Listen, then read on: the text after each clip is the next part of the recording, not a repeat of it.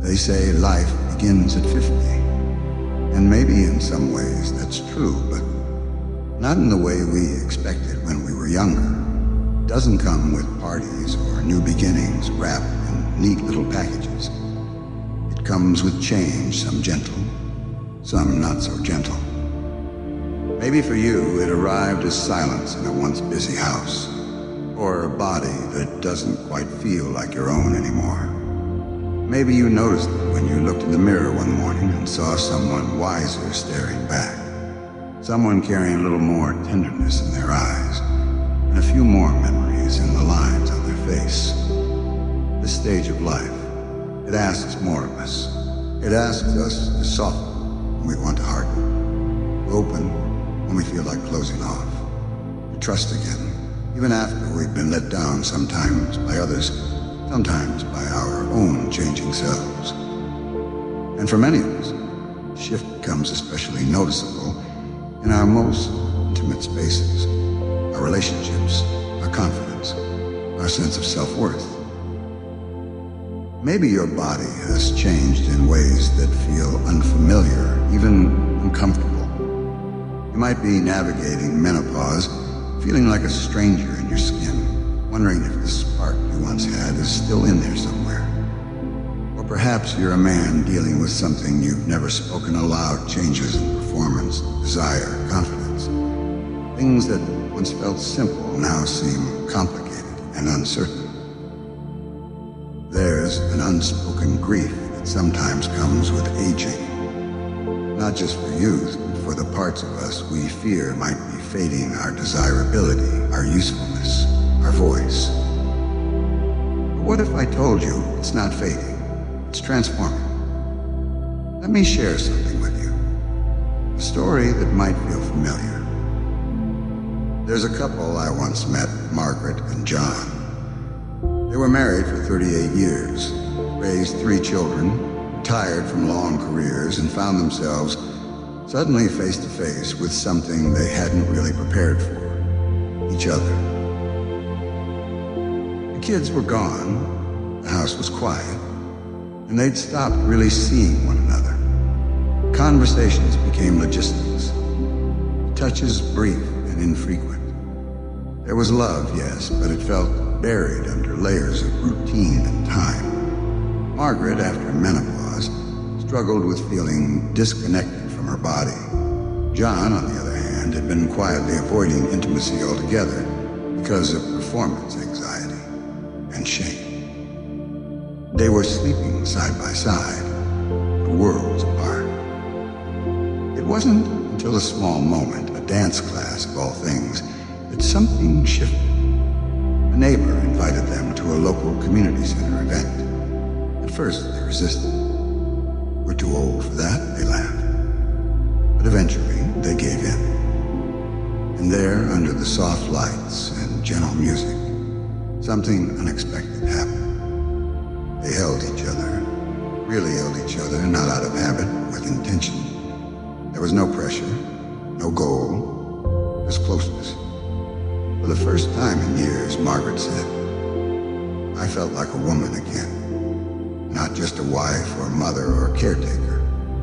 And John said, "I realized I didn't need to prove anything. Just being there, present, was enough." That night didn't fix everything, but it opened a door, and day by day, they walked through it together. New honesty, new patience, and new tenderness. The truth is, connection doesn't depend on a perfect body or perfect timing. It depends on presence, vulnerability, and the willingness to begin again, even after decades.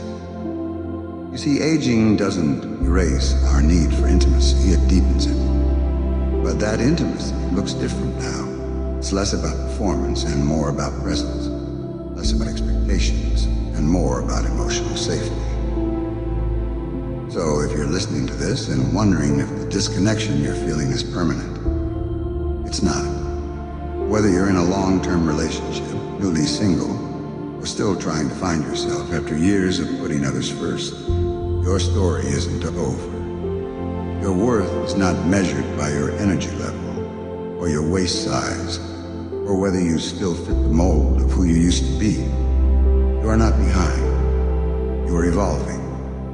And that evolution deserves tenderness from others and from yourself. If you've struggled with self-image, you are not alone. Our culture has long told us that beauty fades with age. But real beauty, the kind that moves people, the kind that's felt in presence, in wisdom, in knowing that only grows. Softness in your smile, the strength in your story, courage it takes to still reach for joy. That is beauty. And if your relationship has changed or even drifted, please know it's never too late to rebuild. Talk to each other, even if your voices shake, even if you don't know what to say. Sometimes just saying, "I miss feeling close to you," is enough to start a new chapter. And if you're facing physical challenges, menopause, erectile dysfunction, health concerns, don't carry the weight alone. These are not signs of failure. They are part of being human. Talk to a trusted doctor, a therapist, a partner, or even a support group. There is help, there is healing, and there is nothing to be ashamed of. You deserve a space where your full self is welcome, where your changing body is not an enemy, but a companion, where your emotional needs are not a burden, but a birthright. Some of the most beautiful love stories don't happen at the beginning of life. They happen after 50, when we've lived, lost, stumbled, and kept going.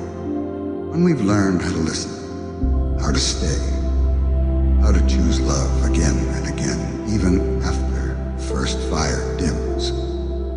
So whether you're curled up in your chair watching this alone, or sharing it with a partner, wondering where to begin, let this be your reminder.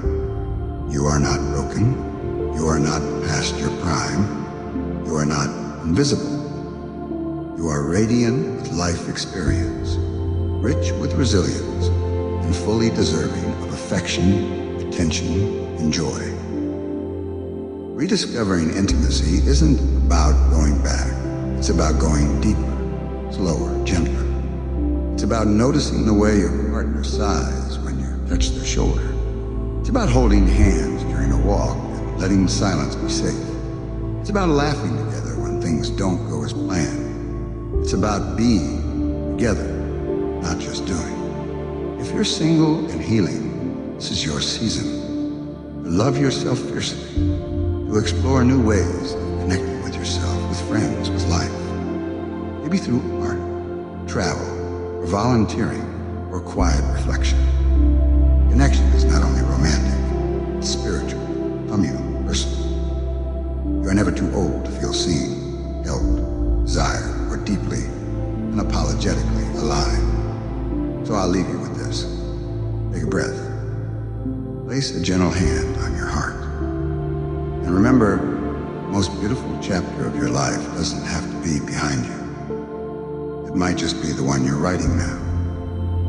If this video touched something in you, if it reminded you that you're not alone, or gave you the courage to reach out, or simply made you feel seen, please take a moment to like it. Share it with someone who might need a little warmth today. And subscribe to The Age of Beauty for more stories, support, and soulful reminders that aging is not the end. It's a deeper beginning. We're so glad you're here, and we'll be here with you every step of the way.